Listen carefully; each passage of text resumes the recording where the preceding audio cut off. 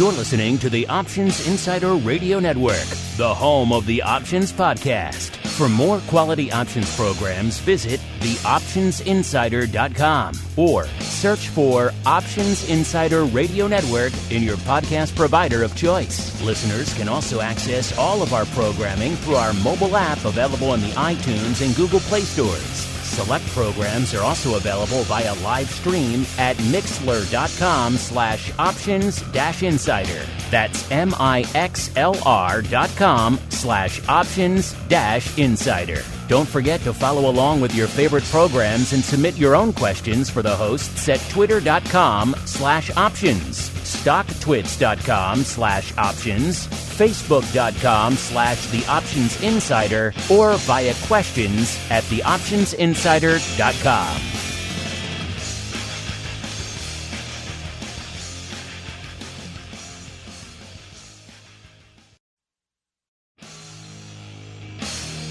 And now, it's time for the show that breaks down the options market. From unusual activity alerts to market analysis, strategy overviews, listener questions, and much more. If it involves puts and calls, then our all-star panel will break it down.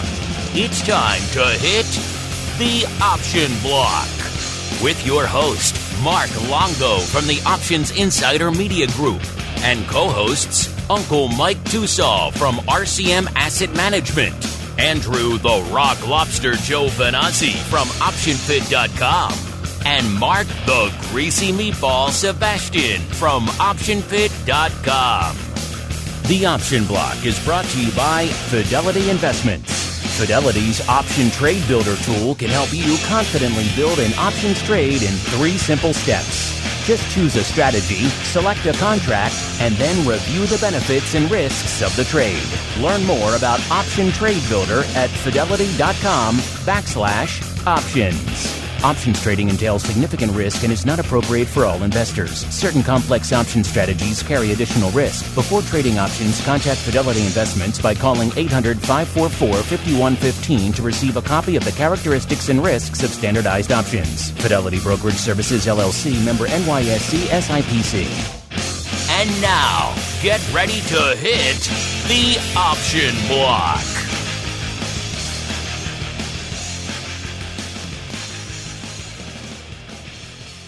All right, everybody. That rockin' bit of tunage means it is time to rock out once again with everybody's favorite bi-weekly option show. Yep, it's time for the Option Block. My name is Mark Longo from the OptionsInsider.com, the brand spanking new.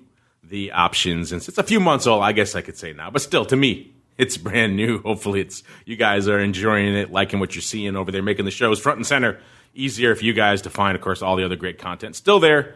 It's just a new coat of paint and some cool stuff behind the scenes as well. TheOptionsInsider.com, the place to go. And, of course, find us on all your favorite social media platforms, everything else. At Options on most of the places you like to go.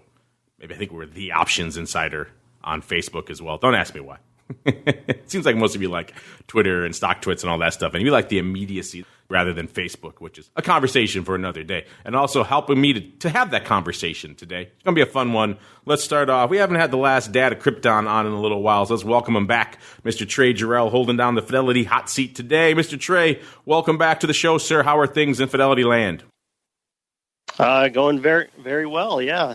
Glad to be back. I've just been busy scaring hurricanes off the coast of Jacksonville the last few weeks. But hopefully I've scared the last one away and back to regular schedule.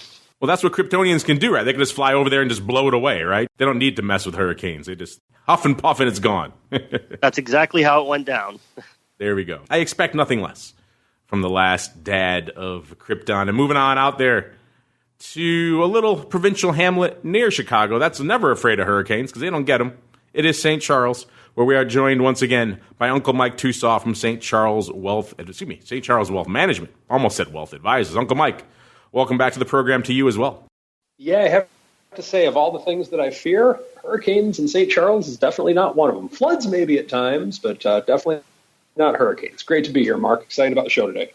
Yeah, should be a fun one. And last but not least, we don't know if he's excited, if he's bitter. He is up there in Maine after all, so they're a little bit different up there in the far hinterlands of society. where we are joined by the Rock Lobster, Mr. Andrew GIOVINAZZI from OptionPit.com. He's already giving me umbrage. The show hasn't even started, and he was giving me umbrage before the show, listeners. Let's see if he's taking off his cranky pants here. Mr. Rock Lobster, how you doing today, sir? Not only have I taken off my cranky pants, but I figured out where the mute button is for the, I don't know, what are we doing the show now, 10 years? 9 years? Not quite that long, but it's been a bit. I just want to know that, I think 7 or 8 years. Just to the Fidelity guys so they know, and I know they're been around for just a short while, but it does take a while to really learn how to use that mute button. I'm just letting you know. Yeah, we figure the average is about a decade for people to learn how to master it properly. We need to send Andrew just a big, giant red mute button. Huge one. He can't possibly miss, and it lights up so that he knows when he's muted and when he's not. That's what we need to do to work around. So, yeah, you Fidelity guys, they're mere babes in the woods. They have many years yet before they learn how to fully master that mute button. Meanwhile, let's see if we can master these markets. It is time for the trading block. It's time to break down the latest topics, trades, and trends in the world of options. It's time for the Trading Block. All right, everybody. Welcome to the Trading Block, where we break down what the heck is trading. Seems like the market's getting a little bit spooked over the weekend, and we're kind of reflecting that in today. A mild sell-off, not a lot, certainly given the extent of some of the issues over there in Saudi Arabia over the weekend. You might have expected a little more, but again, we had a little bit of time to digest that. Most of the major indices off. Let's see, the S&P off and the NASDAQ actually off equal percentages right now, off a little bit more than a third of a percentage point to the downside. The Dow leading the charge percentage-wise to the downside, off about 0.5%, because we all know you guys all love the Dow. At least the media seems to. Traders don't, but the media loves to quote it because it's got a big point value, so it sounds sexy when you can say off 1,000 points. And, of course, gold and oil. Oil, the big story today. WTI north of the 60 handle again. Haven't seen that in some time. Up 7.5 handles today, 13, almost 14%. That's a big move out there in WTI land today. So, unfortunately, no TWIFO today. It would have been a good day to break it down. But we did just do a pretty timely episode with some oil market makers out. So check out our most recent episode of of TWIFO. It's on the network feed wherever you're listening to this. Just go to the show before it, and you'll find out there good old TWIFO, and that should hopefully put you in good stead, because it's been fascinating. For a long time out there in WTI, people have been asking us, and people have been looking for, hey, what could possibly be this bullish longer-term case for crude? And it really has been a hard time materializing out there. Whenever there's a lift, even these market makers have said it, whenever there's been a little bit of a lift, a little bit of a pop, the market collectively has just taken that opportunity to just crush the life out of all the calls out there and all the call skew and all the vol, because it was their opportunity to sell it. You don't get many of that. And so they were fading pretty much every rally. We'll see if this may have a little bit more teeth to it. Some structural damage to the Saudi infrastructure. There could have some longer-term ramifications for global crude production and the energy markets going forward. We'll see if this is the thing that finally changes that WTI call skew a little bit, or maybe if we go back to the limp, quiet, sad old days where it kind of just slowly winds itself back down due to the longer-term overarching concerns about global demand and things like that. Speaking of what things, all these sell-offs today, going to give a little bit of a lift to vol, but not a ton. We're threatening the 15 handle, about 1485, 1490. So that puts us up about 0.75 of a point from last show. Our old friend VVIX also still hovering around that century mark right now. It was at just threatening, really just a little bit over of 100 coming into showtime. It's pretty much where it is, about 100.5. That puts it up about 5 handles from our last show. So getting a little bit of a lift, but not a ton. And VXX, given the fact that vol's back in the marketplace, still kind of unched. All right, let's go back around the horn the way we went. Let's start with the last data, Krypton. Mr. TREY, sir, in these kind of interesting, maybe spooky start to the markets here, what are the folks slinging over there in Fidelity land? Yeah, I think as we go through the list today, you will notice a theme here, and that theme being the crude news that you mentioned. Let me guess, the theme is going to be Beyond Meat. It's going to be all about meatless products today, right? That's the theme? All Beyond Meat today, of course. But, of course. Pretty much our whole top 10, right? We have Apple and Roku popping up in the top 10 here, which we both of those coming up in the news this week, so still some popularity there. But besides that, pretty much all energy names, here across the board. The top one that came in from the energy space here was Chesapeake Energy, ticker CHK. trading today at $2.07, up 29 cents. And Fidelity customers kind of taking an opportunity to maybe sell a little of the name here today. We've got about 60% sells to 40% buys. But, chart on this stock had been, pretty ugly for the last year, high of around $5, really just a steady downtrend. A little bit of a comeback here at the beginning of this year, but pushed down further. Year lows of around $1.25, but nice little jump that it's had here today.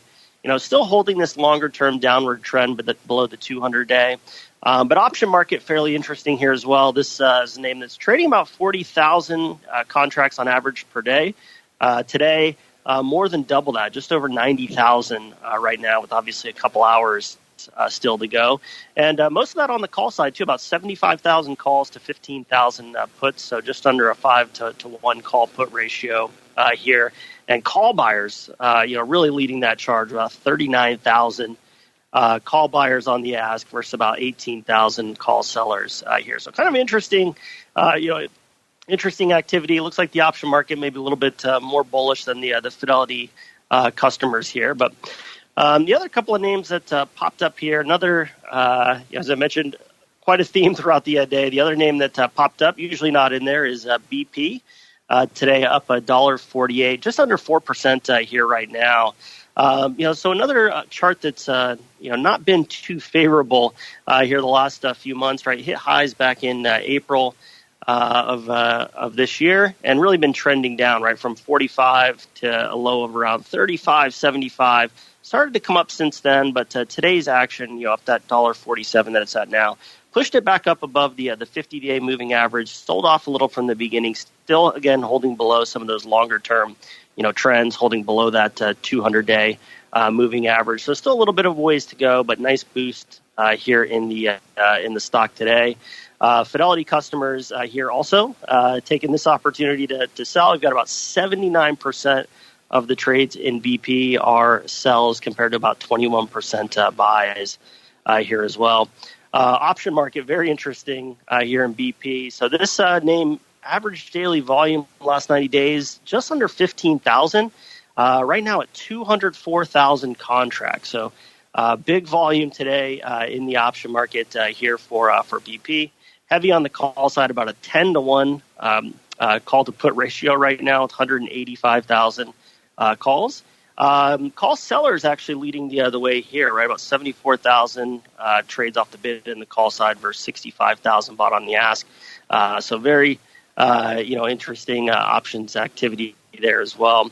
Another couple of names that popped up on the list here today as Fidelity customers had some interest in these 3 times leverage and inverse, DWT, which is a 3-time inverse here today, which is down about 40%.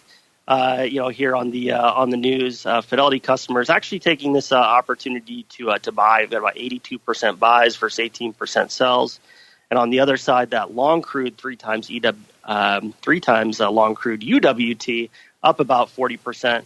Fidelity customers selling on that one here, about 70% sells to 30% buys here. So kind of interesting action. Those 2 names definitely not ones that usually pop up here as well.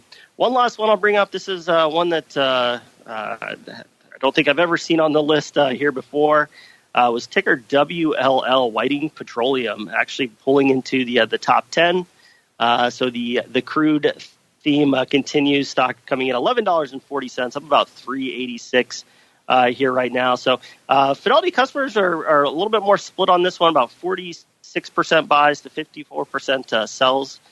Here right now, a little more even than some of the other ones we've seen.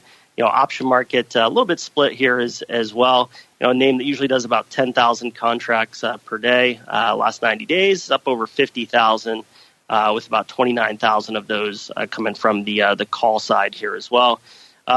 Stock. All these charts look so similar, right? Just this long downward trend.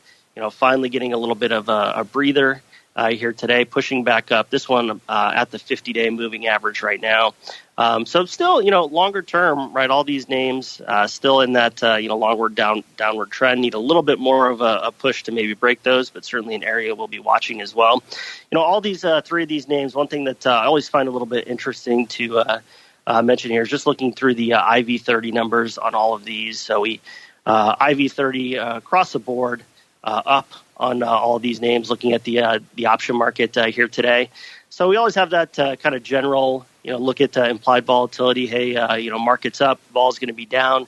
This is one of those cases, obviously, although these names are up, trading up, vol's up as well with that additional uncertainty. So, we always have these, kind of little rules that we place. We got to remember with volatility, though, not always going to be the case. We're going to get those up days where there's a lot of uncertainty where we see vol up as well. But kind of the interesting other theme I noticed across the crude markets today. But that's what I had. That's what a Fidelity customers were looking at here in today's trading. So again, nothing but beyond meat there in Fidelity land. Meat alternatives dominating the tape over there in Fidelity land. Mr. Rock Lobster, with all these meatless alternatives lighting up the tape, is that what's obsessing the folks over there in the land of the pit as well? They starting to turn their attention to maybe some OIV, even though you can't really trade it, but you could watch it. And of course, things like USO and maybe some of these crazy levered ETPs that Trey was talking about. What's lighting up the tape over there in the pit land today, sir? You know what this is? So there's a couple things. What's lighting it up is a lot of the pitties are happy that they closed a lot of their short vol on Friday. You don't call them pitties, do you? That's horrible. No, that's the worst thing I've ever heard. I call them students. Okay, I can call them crazies, but if you call them pitties, that's a little bit beyond. Yeah, I think pitties is not a very good name. So we're just gonna, Kyle, you need to scratch that. So I think there's two things I find odd today is anytime in the last 20 years have you just said, like, Iran bombed Saudi Arabia's oil fields and oil is only up 10%, I think you would have been like, what? Well, that just shows how weak it's been. It takes a lot to move the freaking needle, and even this only budges at 10%. Isn't that crazy? And the thing is I'm like, I guess the market gets complacent. Every decade, you got a new decade of young guys that are on Wall Street, in their mid-20s to mid-30s. They don't really remember an oil squeeze. They don't remember geopolitical risk, stuff like that. I don't know. After 30 years of trading, I guess, which makes me really old feeling, I've seen a bunch of these cycles. I tend to think that this is very early in this cycle. So, the fact that oil is continuing to go up today, and the market's really not doing anything, I think it's because it's like waiting for some kind of news. VIX is only up a little bit, but barely more than the weekend. So the VIX future is only up a little. So this is a very early time. But I think, like, geopolitically, this is really a significant thing.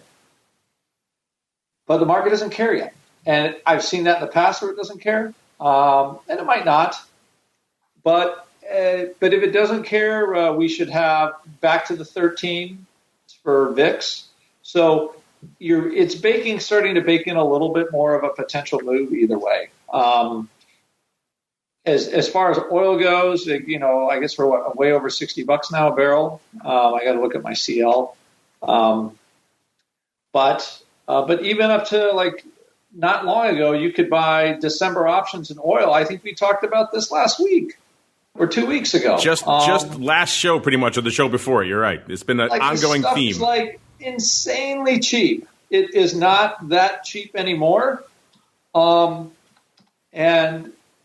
now the vol is actually starting to pick up a bit. I saw December is only up like 4 points. The short-term stuff has actually picked up something, but I mean, you got a $1.60 move today, and the October strangle is starting to get there, right? So what's funny is you can buy an October straddle that's just covering today's move, right? So the OCT 13.5 straddle is $1.60, right? And we're up $1.60 today alone. So, I mean, can everything sort of like, okay, Saudi production can come back online after a drone strike or whatever in a week?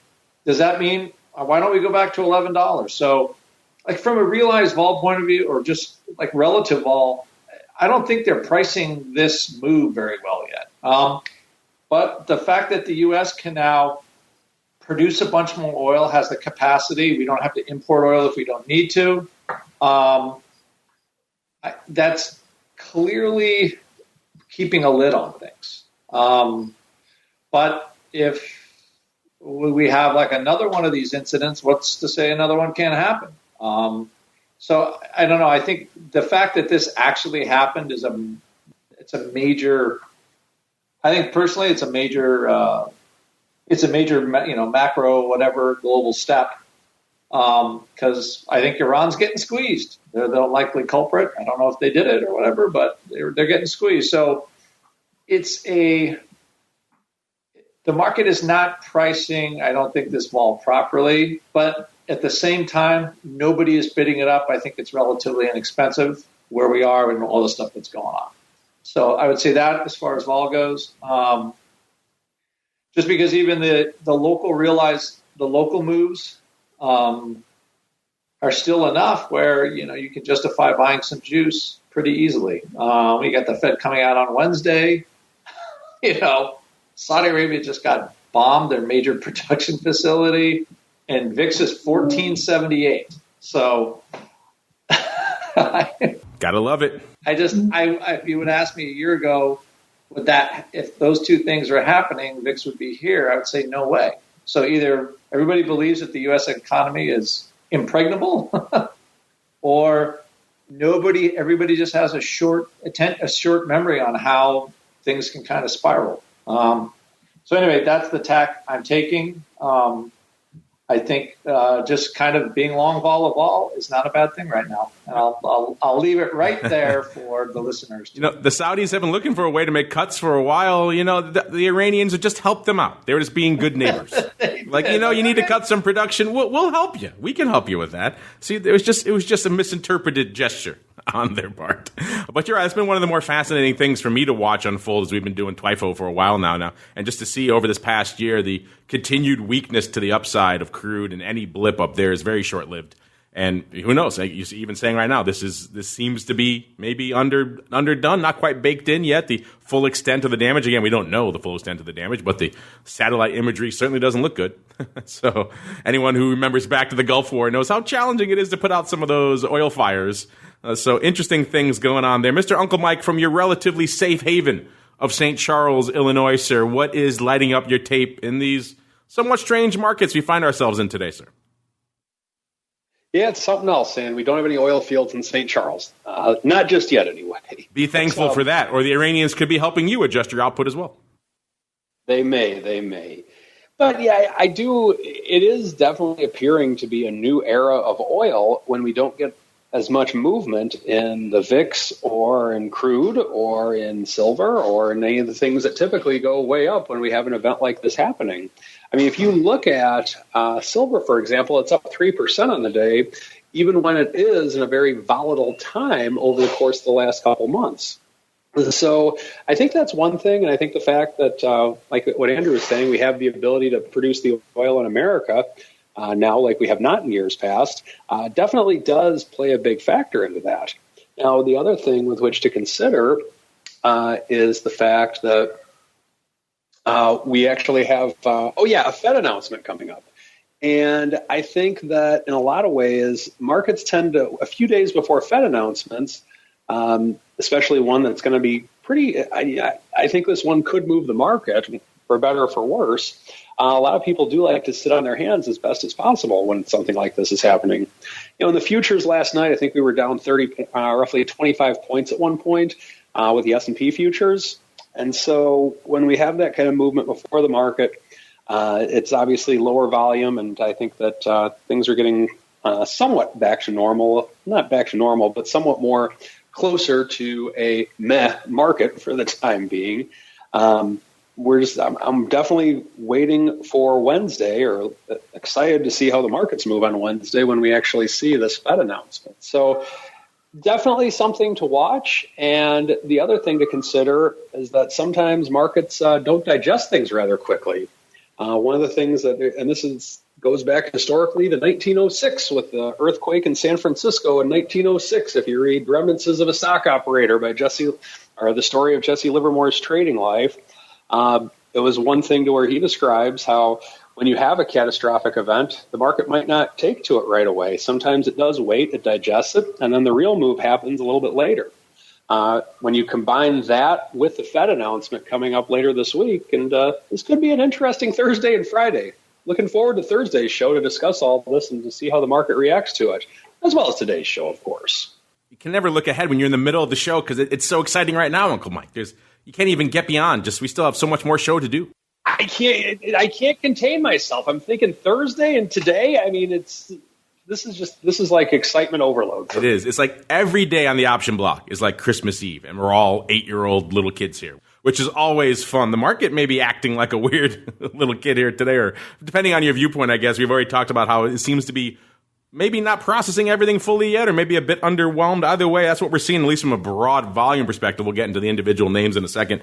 Nothing really lighting up the tape tremendously today. Coming into almost halfway through showtime here, we're seeing VIX not even at its halfway, its ADV, a little bit shy of 250,000 contracts. The ADV is about 530,000 contracts. SPY, a little bit shy of 2 million, about 1.8 million. The ADV is north of 3. So a little light there as well. SPX, 722,000, right around half of their ADV. They're about 1.4 million out there. The Q's 308, 605. So nothing really blowing the doors off. IWM at about 245. The ADV is 445,000. Different story though when you get out there to some of the single names, including some of the names that are on the list, as Trey may have alluded to, a few of them earlier, including Beyond Meat. Of course, I'm just joking. A lot of B names, though, today. Starting off at number 10, Baba, 96,000 for number 10. Number 9, Tesla, 100,000 even. Number 8, Microsoft, also at 100,000 even. So looks like Tesla and Microsoft jostling for that 8 to 9 spot there. Number 7, Amazon, $1.02 on the tape. Number 6, Netflix, $1.03. Strange bottom half of the top 10 today in terms of how close it all is. Number 5, AMD, usually a perennial top 3-er. Now number 5, 111,000. Telephone, number 4, 112,000. It's, in fact, the bottom 6 or 7, really, all very tight here. Then we get to number 3, Bank of America, starting to put a little distance there, 124,000. Number 2, the aforementioned BP, 204,000.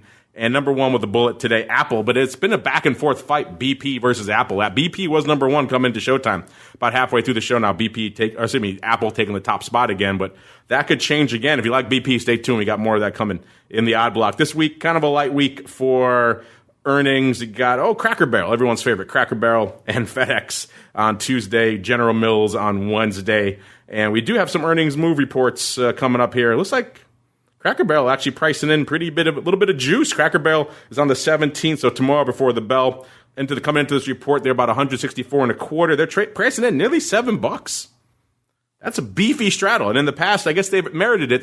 They've moved about $6.50 in past events. So Cracker Barrel, maybe a stealth source of vol out there. Interesting. Keep your eye on it. Adobe, they're trading $278.35. Wow, lofty for Adobe. They're pricing in nearly $11. And they've delivered $9.50 in recent events. So maybe some to keep an eye on there. Both of them outpricing their recent moves, I should say, a little bit. FedEx trading $174.10. They're pricing in about $720. They've delivered about $675 in recent events. So a little bit of overpricing there, a decent amount there in Adobe. So maybe still some nuggets of volatility to be found in here. And of course, check out the earnings season report as well. Meanwhile, it's time for us to check out what the heck's going on in these crazy markets we find ourselves in today. It's time for the odd block. It's time to break down the most interesting, unusual, and downright questionable options activity that's been identified by theoptionsinsider.com. It's time for the odd block.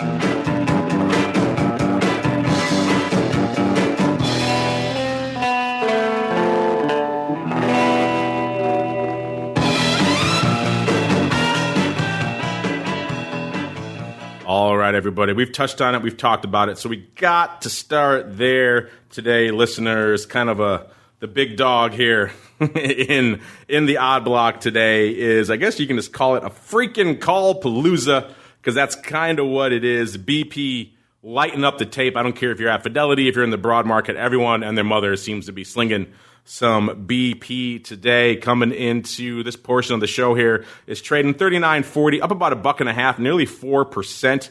This is the name that's had an interesting year. A year ago, they were trading not too far away from where they are right now, 43 and a quarter So that puts them up about $4 from where they are right now, but not a huge move. And then to the downside, of course, they saw their nadir, like just about everything else, 36.5 or so around Christmas Eve. Actually, 35.75 was the low, which I actually think they actually threatened that recently. So they could have tested those lows again. Because after Christmas Eve, they rallied like most of the rest of the market, got up to about 45 again back in April before pretty much selling off again to where they found themselves very recently, 35.75, 52-week low, until, of course, this recent news sending them back up to the upside here. So go figure today. Got some call action out here in BP, and that's pretty much what we've been seeing. Huge blocks. It's funny how this kind of type of news, I think it would be a big macro event. You were seeing it reflected the most in individual names that are very obviously centered around what's going on in that region. BP, one of the biggest individual equity blocks, option blocks, this probably is the single biggest print going up today, are these SEP 41s going up tons of blocks throughout the day. The biggest one, 12,383 for 25 cents. These things are pretty tight, as you might imagine, because a lot of paper was going up. They were 25 at 26, then 10,000 more going up a little bit later for 12 cents. So prices all over as the stock's gapping and as the vol, of course, is gapping. Almost 4,000 going up for 22 and about 22.5 cents there. Above the offer, below the bid. Again, penny wide. Orders line in the book there. It's hard to read into the execution, especially when you got so many going up like you do today. Come into showtime, already 127,000 had gone up on this strike. Clearly, that was opening because the OI nowhere near that. As Trey alluded to earlier, this name does, 15,000 a day, something along those lines.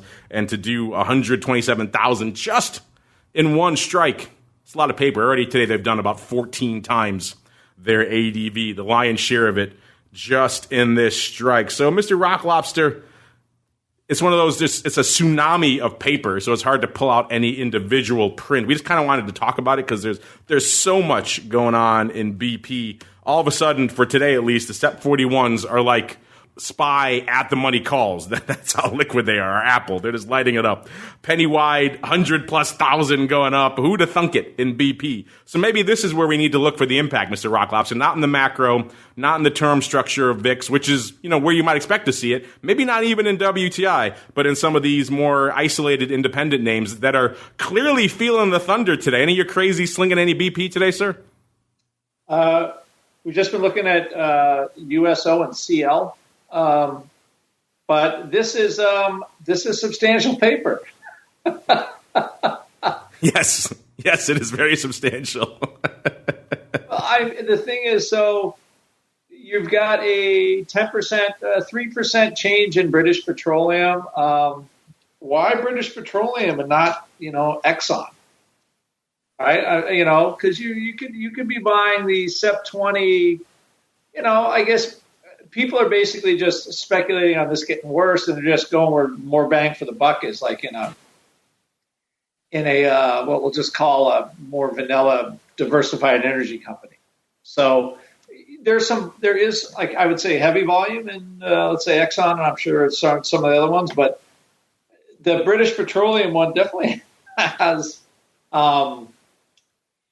It is a standout purchase on 100,000, crazy amount, and I don't have an answer for it. It's just it looks like a cheap. Basically, I would just break it down into it's a cheap shot for options that could be worth some money. I mean, you got to the end of the week, but is there? When was the last time a major oil company was bought out? Like forever ago, right? It's been a while. It's been a little while. I think, was it XTO maybe, or maybe Devon Energy bought somebody, or I don't recall oil. I just don't recall the last time somebody ponied up for one of these things. I know there's a big collaboration. Somebody will probably pipe in, but it just to me just looks like a cheap shot. Basically, so far, it looks like a lot of these, at least if they're lifting offers, which a lot of them were, they're looking pretty good. I mean, those SEP 36s for 80 cents Stock's 39, roughly 39 and a half right now, so that's looking pretty good. So some of these early scoops are looking pretty good. Some of the later ones, there could be obviously back and forth as well, so I'm sure there is people scooping them earlier in the morning, then getting the heck out of Dodge. So a lot of that could be actually up to 133,000 contracts on the tape on this one strike right now. Yeah. That single call strike for BP, Mr. Rock Lobster, if you put it up against our top 10, would be number 3. behind only BP itself, which is the lion's share of these calls. So yeah, it's outpacing Bank of America, AT&T, Tesla, Amazon, everything else. Just these SEP calls by themselves, SEP 41. That's how much paper is going up in just these. So if you want to get some action, maybe you're a little bored with the macro space, you want to find the hot strike where everybody's playing today. SEP 41s, clearly where the action is today, listeners. They're buying them, they're selling them, they're all over the place. OI looks like it was about 3,000 contracts and change coming into this. So clearly that OI changing hands many times. Looks like people getting some cheap flyers there, at least earlier in the session. Some of that appears to have worked out. BP may be settling down a little bit now till we see the second legs of all this playing out. But interesting stuff. Next up, we have another call, PALOOZA. I don't know if it's quite to the same magnitude. It's kind of hard to rival what we're seeing in BP today. But interesting nonetheless. A name we haven't talked about in a while. This is Dish Networks.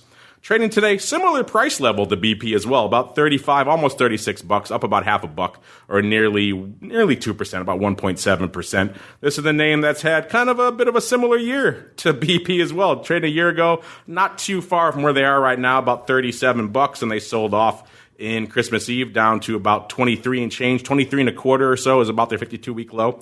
Then they turned right around and rallied. By the time we got to July of this year, they're back up to 43 and a quarter. Which their 52-week high was about 44 and a half. So it's like they kind of hit it around that time as well. Then they sold off again. Must have had some bad earnings again, 31 and a half around August. They were trading again, so shy of where they are right now. So actually, in the last few weeks, a month or so, it's actually been a bit of an upside story up here, swinging from about 31, 32 and change up to 37 and change, and then selling off down to about 35 and change where it finds itself today. So a bit of an interesting story, and clearly someone is out there on the warpath for some calls out here in Dish as well, doing some size prints, a bigger print. Actually, I take it back what I said before about the biggest print is coming in BP, because individual block prints, at least for equity options, I think these Dish calls have it. It was a SEP expiring on the 27th out there, so getting a little bit late in the month there. The 36 calls going up for 80 cents, 13,746 times. That puts it up about 1,500 more than the largest BP print. So not overall volume the same, but at least individual print-wise, Dish taking the crown today. 80 cents, close to mid-market, a little bit, about a nickel off the offer. They were 70 at 85 going up. This was opening, as you probably would expect. There are earnings coming up, and they are not in this cycle. They are November 7th, so this is not an earnings play. This is a straight-up Dish. Looks like upside call love. We saw more piling in, 1,200 for 65 cents, lifting the offer that time, 800 and change, going up for 95 cents. So these calls are moving around a little bit, as you would expect. Lifting the offer there again. A total of 21, almost 22,000 going up on the day on this strike. Looks like most of it biased towards opening upside buying paper. Mr. Rock Lobster, some interesting stuff going on out here. Looking obviously from the charts, you can see how there might be a little bit of interest, whether that interest is that immediate, moving up to the 36 strike by the end of the month. That's interesting. Maybe some takeover corporate action play at work here. What's your spidey sense telling you here for this Dish call PALOOZA, sir? It is definitely it's odd. So like this is the Charlie Ergen. He's kind of like the old school tech deal maker guy. They own a lot of spectrum, and I'm just wondering that a Google or Apple or somebody else might want it. This guy has been cagey about that. I know, because the Dish, the network, the bundle, everybody's moving away from all that. So that has been pushing the stock down. Earnings have been, there's no bundle growth anymore. That's dead. But he's been using his cash flow to buy a Spectrum or Bid or some stuff like that for a while. And it appears that somebody thinks that all of that value is going to be unlocked. I don't know what the value is on their books. But it's basically a company with a lot of assets, and their major cash producing asset is all their network, and it's not, it's just not growing. But they've got all this spectrum. So I could see that this could be a buyout and then, a bigger company, and then he eventually becomes the CEO of the acquiring company because he's generally smarter than just about everybody else. It does look like just flat out takeover paper. However, these are pretty, I mean, somebody's actually paying money for these options. They're not a lot. It's $1.20 but $1.20 for 2 weeks in Dish. I mean, because it has been kind of a dog that way. So, and one thing too, the vol's up so much. I mean, they're taking liquidity out of the system without question. So, somebody's looking for something to go higher. They are. I don't know why they would try to sell a lot of stock against this type of position. It just looks like pure, and they're making money day one on them, which is usually a good sign. Yeah, we're 2 for 2 on our call paloozas here, at least in the initial blush here, as the initial buying paper looks like it's working out. Let's see if we can make it 3 for 3. It is called the odd block after all, so let's get a weird one in there. And this one's pretty interesting. When you're thinking weird names, you're thinking, of course, everyone's favorite, International Game Technology PLC, ticker symbol IGT. If you're wondering what they are a multinational gaming company that produces slot machines and other gambling technology. Trading today, $14.35, off about nearly half a buck or nearly 3%. This is a name that's had an interesting run. A year ago, they were trading about $20, and they kind of slowly sold off to, they hit looks like their nadir actually was kind of recently. So down to about $11.32 was their 52-week low. That coming looks like around August 15th or so. So they've kind of long, slow downslide from 20 down to 11 and change. And then recently have rebounded, including most recently in the last couple of weeks. They were trading 11.5, 11.43 actually, back on the day after Labor Day. And they've rallied since to about 14.5 almost. So interesting times for them. Let's see what's going on in this name. Mr. Rocklops, you got a name that's sold off quite a bit. And then all of a sudden in the recent weeks it's popped. You think, what kind of paper do you think? Of course you think opening deep in the money call sales in April of 2020. Yes, that's what we got. 10,650 of the April 12 calls. So the stock trading about $14.34. These are clearly deep in the money calls, listeners. Going up for nearly $3, $2.92. Looks like it's about 12 cents off the bid. They were $2.80 at $3.20. So bid side. So we're going to lean towards sales. And then your first blush, you see this going up is, of course, maybe they got some house money on them and they're dumping them out. The stock did get to around that range, and so they're taking some profits. But nope, as I mentioned, this is opening over there on the Philly. Obviously, there's going to be a few earnings between now and April. The most recent is going to be October 31st, so Halloween earnings. Nothing inauspicious about that. So Mr. Rock Lobster opening in the money call sale on IGT. Is that the first kind of blush of paper that springs to mind when you see what the chart has been doing out here of late?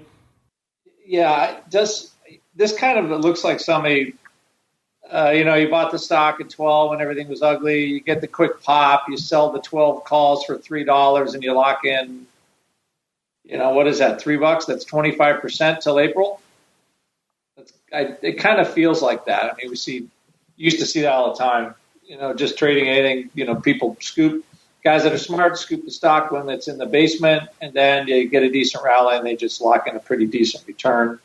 And they're good on the trade, but it's a long time to tie up your capital, so you want to do it if worthwhile. And 25%, I'm going to guess that it would be hard for the S&P 500 to do better than 25% between now and April. Bite your tongue, sir. You're offending Uncle Mike as we speak. The resident bull. Except for the singular investment managers. Yes. Speaking of singular investment managers, it's his time. It is time for the strategy block. It's time to dispense options, wit, wisdom, and education. It's time for the Strategy Block. Mr. Uncle Mike, these are the kind of markets, topsy-turvy, moving around, shaking upside one week, downside the next. People may be wondering, straight up small outright lots, maybe doing a little bit more size, but doing them in verticals. How do you make that difficult decision, sir, at St. Charles Wealth Management? Funny you should ask, because that happens to be what today's strategy block is about. So let's go through this. Let's go through a scenario. I'm going to make the prices perfect and make everything simple, like I typically try to do, just so we can understand the concept of this. Let's say that you're bullish on a stock, XYZ stock, trading at $100 a share. And two choices that you like, you can either buy the 105 call for $1, let's say, or you can buy the 100-105 vertical, same expiration, for $1. The 100 call is trading for $2. The 105 is trading for $1. So you have the same risk either way by doing that. So in what case would it make more sense to do that? Or let's say that maybe you could buy a multi-lot 100-105 call. That's the other thing that we're going to explore today. But let's say that it's just even money, $1 or is what you can make, is what you're going to have to spend either way on this. So let's go through choice A, buying an out-of-the-money 105 call. If you do that, there's nothing wrong with that, so long as you manage risk well. Oftentimes people tell me that buying out-of-the-money calls will leave you out of money. But I say that if you manage risk in the right way, you can actually do it and have some success when trading out-of-the-money calls.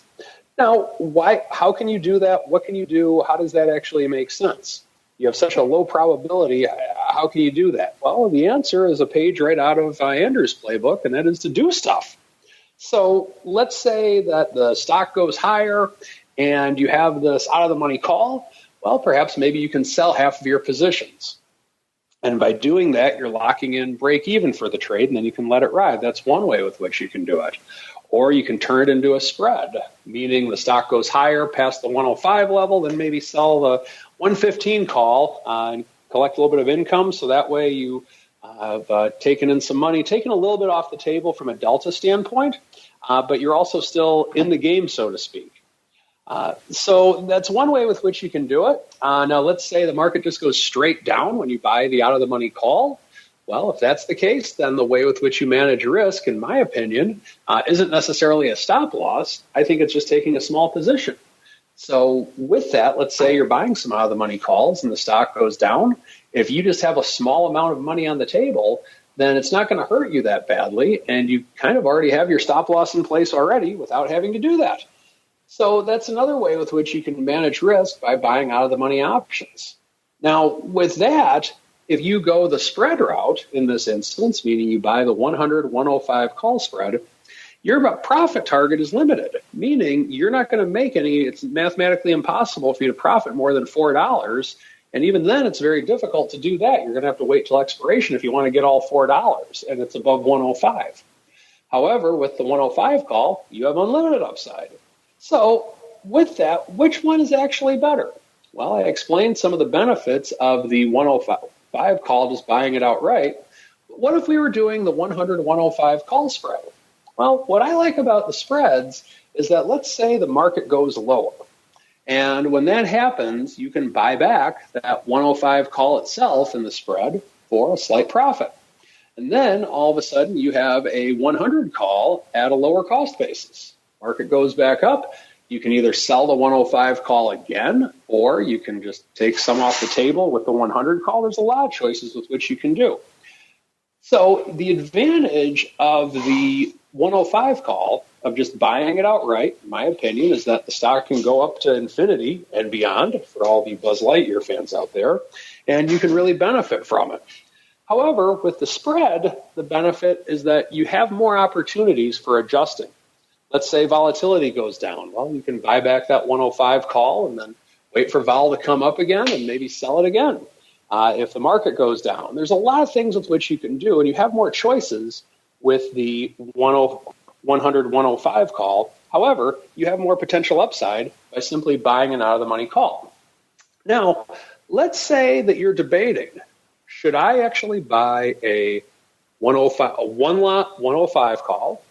And if you're doing more than one lot, that's fine. Just multiply the contracts out.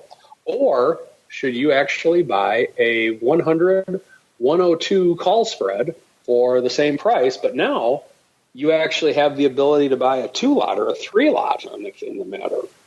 Well, that leads to some interesting thoughts. With having the 105 call, you have the automatic upside should we have a very far move or a large moving market. You still have the ability to do stuff as we described earlier, but not quite as much stuff because of the fact that you have just a single leg option in place. And you should have some money on the sidelines when doing this as well. Now, if you have a 2 or a 3 lot 100, 102 call spread, and let's say you bought it for $1, well, you have similar potential upside as you would a 1 lot 100, 105 call spread. But here's where one of the advantages comes in to really make this a lot of fun.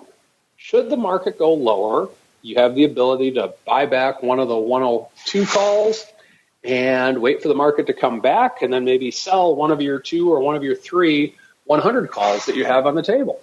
That's one thing with which you can do. And then by doing that, you're actually creating a lot more deltas without a lot of risk. That's one of the very exciting things that you can do with it. Now, with that, the thing that I want to emphasize on this is try not to get too smart. If you're trying to trade just for the purpose of trading, meaning you're adjusting too soon, it's not a wise decision. However, if that's the case, then you have some other problems to deal with. So what I would like to mention for today is that if you're bullish on something and you're thinking of doing a 1 lot, take a look at a spread and see if you can do a 2 lot for a similar price, and it's a potential alternative. Thank you for that, Uncle Mike. We got a couple minutes, so I want to see if we can squeeze in a little bit of some listener mail with a little bit of the old mail block. It's time to take your seat on the All-Star Panel as we read your emails, tweets, Facebook messages, website comments, and much more. It's time for the Mail Block. All right, welcome to the Mail Block. This is where we get you guys roped in on the show. Got a lot of email and other questions here, including some through Fidelity. Also got some live. I like to give you guys some live love. Get a little shout out there in the chat room from T-Mouse. It's nice to meet you. Well, it was good to meet you, Mr. T-Mouse. We love to meet the listeners and the folks who, he's one of our regular listeners of TWIFO, tuning in here for the option block here as well. We love to meet you guys whenever we're out at different events and things. We hit mostly of the industry and institutional oriented events. We don't hit a lot of the retail ones, so we don't get a chance to meet all of you guys in person a lot. But when we do, it's always fun. So if you see us floating around at an event and see our logo, feel free to come up. A lot of you guys will recognize the voice before you recognize the name. That happens all the time. But we love to hear your feedback on the shows. That's always fun. So keep that coming. And turns out he's a corn trader from the corn mecca of Miami. Who'd have thunk it? So interesting stuff. Some of those interesting markets that pop up on our radar. Speaking of interesting markets, you know, Mr. Trey, this is that time of year where folks, maybe it's crude, maybe it's corn, we don't know, but folks may be dialing up the old Fidelity active trader strategy line, easy for me to say, and saying, hey, you know, I want to trade some of these markets beyond the traditional S&P 500. How should I go about it? Do I go the old straight up route, or perhaps do I go an ETP? What is your advice over there in Fidelity land, sir? Yeah, definitely is one that's been coming up here. Got a couple today actually, but in general too. You know, over time, how do we actually take advantage of some different situations? If we want to trade options, should we trade it, on the index? Should we trade, an ETP that maybe tracks that index? Or even some individual stocks in the name as well. And I'd say, every situation is going to be a little bit different. Some of the things that I'd always like to point to here first, thinking about an index versus an ETP. One of the first things we want to think about is just the notional value that it controls. With an S&P, for example, you're trading about $300,000 worth of notional value on any one contract. Is that the type of value that you want to be controlling? Yes or no. If it's much smaller, a lot of times we might be able to find an ETP out there that maybe trades just a tenth of that, for example. We also want to make sure we're looking at, whether they're American or European, right? Our indices are, going to be European style. They're going to settle in cash. If we have no interest in actually owning or taking possession of the underlying, this may be an area where the index wins out. However, maybe we're, looking at an individual sector. When that expiration comes, maybe we want to take possession or hold it longer. Maybe the ETP is going to win out in those situations here as well. Last thing too, just keep in mind if there's a dividend as well, an ETP that, maybe pays a dividend, right? One other issue we want to pay attention to is, do we run into that, early, assignment or exercise possibility here as well, and how the pricing of that is going to impact us also. But, as always, no right or wrong answer, but, look into it. Look into the liquidity as well. In some cases, the index, may be trading, much more heavily. Some cases, the ETP may be. But it always takes time to do, a little bit of a comparison. And you may end up ultimately using some in some situation and a different in another one. But just a couple of things I like to bring up when that question comes up. Thank you for that, Mr. Trey. Keep those questions coming. You can hit us up directly, of course, at Options, most of the major platforms. Our website, theoptionsinsider.com. Or you want to go through the Fidelity folks and hit them up with a specific question as well. We're going to start featuring more of these kind of Fidelity questions of the week here on the show. So get those in over there. Maybe, who knows, maybe you win some fabulous prizes. We'll see. All sorts of fun stuff in store. But unfortunately, that music means we come to the end of another epic sojourn through the world of options. So we're going to do kind of a combo around the block as well as what's coming up in the land of options. Let's start with the Rock Lobster. Mr. Rock Lobster, I know you're not feeling what the market's delivering today in terms of maybe perhaps an appropriate response. I think maybe more is baked in from a vol or from a broad equity perspective. So tell us what you're keeping an eye on for the rest of this week until we gather here together on Thursday. And then if folks are intrigued, they want to learn more, maybe they want to join your, what you call them, pitties, then by all means, where should they go? What should they do? That one's going to go back to haunt you, I think. I have a feeling I'm going to be eating those pits. What am I looking at? Okay, here's simple. Can the vol futures finish up on the day when they bomb the Saudis? If they don't, maybe it's just like 22 or less VXX and 13 VIX by the end of the week, because it all doesn't matter because we produce so much oil, it doesn't matter. We'll look, but as of right now, oil keeps ticking up. So I think that has still taken over everything, and that's what I'm watching. Treasuries are still pretty strong price-wise. So I think this is like a wait and see here, I have to say. Does have a bit of that air about it. If folks want to learn more, maybe they want to check out your thoughts on all this. Where should they go? What should they do, sir? Optionbit.com. Mark has a new video on butterflies. I'm going to be doing a video on how to price trades so you can actually make flies perform with you in just 2 weeks.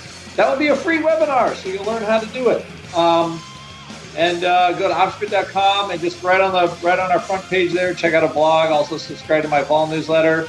And if you're listening to this show, I'll let you try it for a month for what the heck, for free. 1 month for free.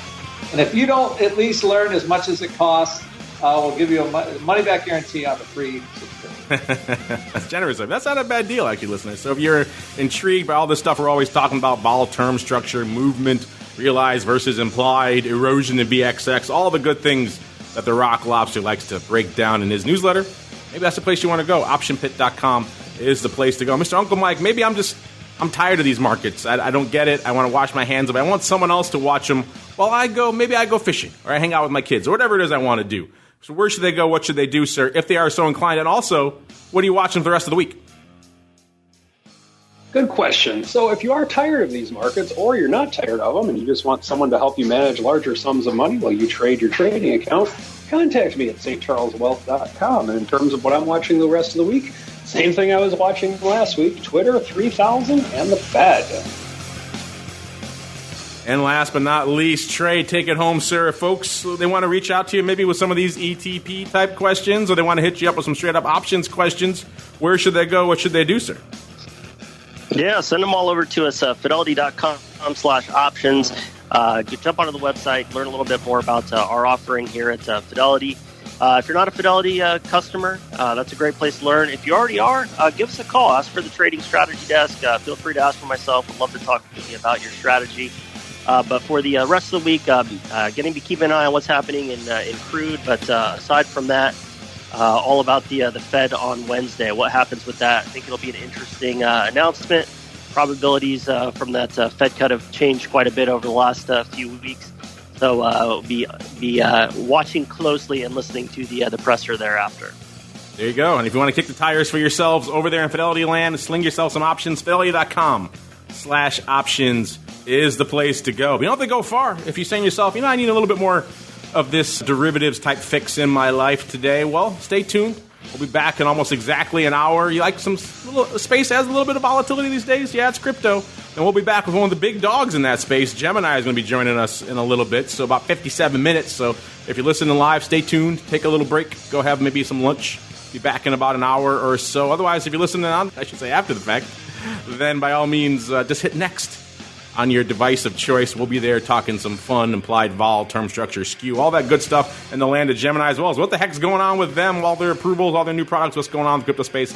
A lot to talk about. Otherwise, we'll see you back here. A lot of shows throughout the week. Advisors Options coming up this week. A lot of other ones coming up this week. OPR at its regularly scheduled time. Then we'll be back all here together on Thursday for more of the Option Block.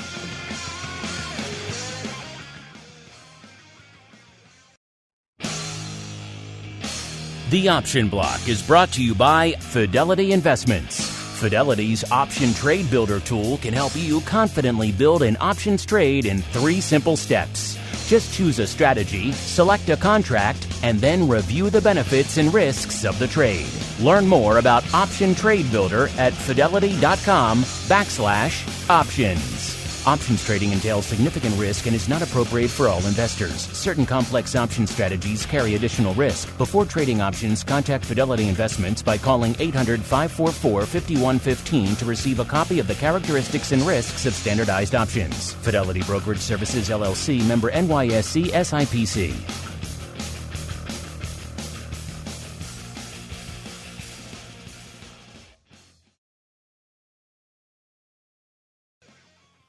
You're listening to the Options Insider Radio Network, the home of the Options Podcast. For more quality options programs, visit theoptionsinsider.com or search for Options Insider Radio Network in your podcast provider of choice. Listeners can also access all of our programming through our mobile app available in the iTunes and Google Play stores. Select programs are also available via live stream at mixlr.com/options-insider. That's mixlr.com/options-insider. Don't forget to follow along with your favorite programs and submit your own questions for the hosts at twitter.com/options, stocktwits.com/options, facebook.com/theoptionsinsider, or via questions at theoptionsinsider.com.